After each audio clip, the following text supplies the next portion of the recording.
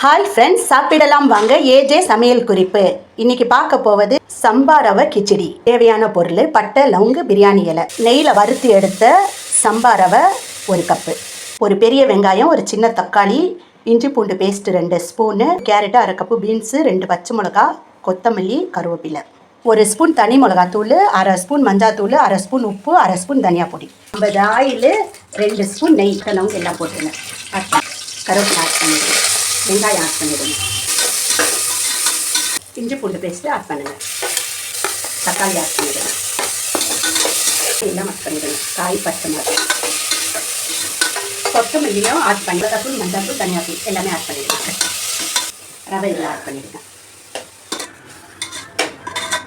1 cup ரவைக்கு 3 cup தண்ணி add பண்ணிடுங்க. எல்லாம் கலரி டேஸ்ட் பார்த்து 3 விசில். சுவையான சீரக சம்பா கிச்சடி ரெடி. லைக் பண்ணுங்க, ஷேர் பண்ணுங்க, கமெண்ட் பண்ணுங்க ஃப்ரெண்ட்ஸ். ஸ்டவ்வோடு சமைச்சு லவ்வோடு பரிமாறுங்கள்.